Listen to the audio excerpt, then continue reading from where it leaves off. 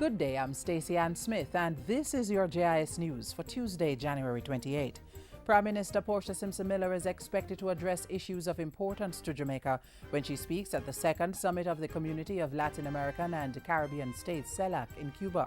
The two-day summit opened in Havana Tuesday. Leaders from 33 member countries are discussing the struggle against hunger, poverty, and the inequalities in Latin America and the Caribbean. Intra-regional trade, sustainable development, and science and technology are also on the agenda. It's expected that the summit will result in members adopting the Havana Declaration.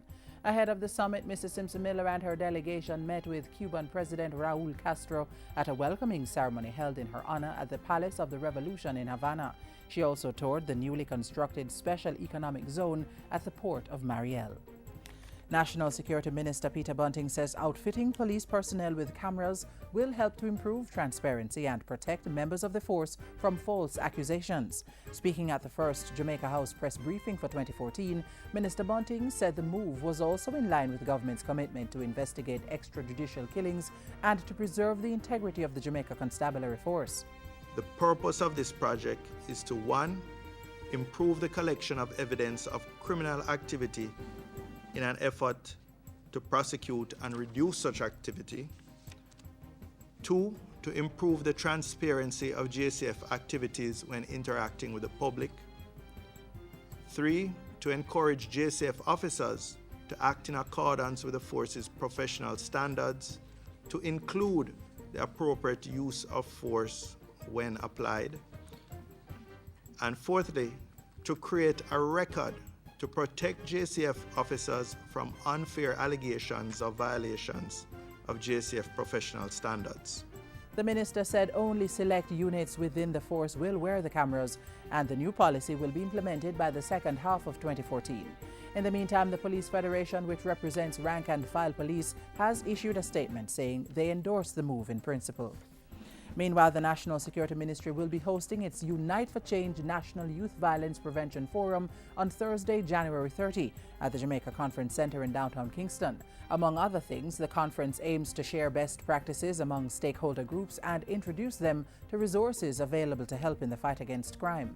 To establish a database of the capacity and the activities already underway in the violence prevention area. And finally, to develop a mechanism to coordinate action. The ministry is also planning a number of regional forums for students and young people to hear their views and possible solutions to crime. Only one of the 30 roads rendered impossible during the January 19 and 20 rains in Portland and St. Mary remains to be cleared for traffic. Information Minister Senator Andrea Faulkner says the Springhead to Little Bay corridor in St. Mary is yet to be opened as it suffered a collapsed retaining wall which requires engineering designs before any work can be undertaken. The initial cleanup cost for all the corridors is just over $33 million, while the preliminary estimate for the permanent works in St. Mary has been put at $125 million. This amount does not include the cost to carry out works on the Grandstown Road or that from Little Bay to Jacks River. Both of these corridors will need design details before the costs can be determined. Construction is now underway for new headquarters to house the All-Island Cane Farmers Association at Innswood in St. Catherine. When it's completed, the facility will benefit more than 3,000 cane farmers and accommodate 20 staff members. Agriculture Minister Roger Clark says the move is part of efforts to rebrand and restructure the association as it seeks to modernize the sector. This should have a significant impact and become part of our plans to improve customer service throughout the sector.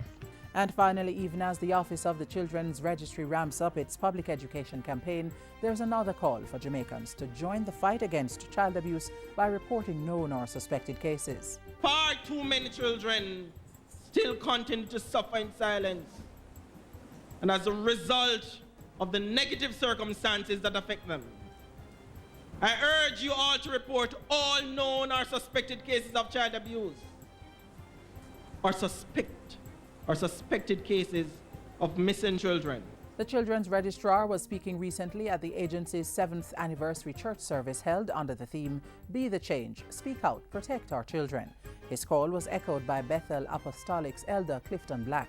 It is our mission, mandated not just by the government, but really by God, for us to love our children, protect them from hurt, harm, and danger. The OCR has increased its availability to Jamaicans with the recent opening of an office at Shop 10 Hendon Plaza in Sablamar, Westmoreland. Another office is expected to be opened in St. Mary in the coming months. And that's it for JIS News Today. I'm Stacey Ann Smith. Thank you for watching.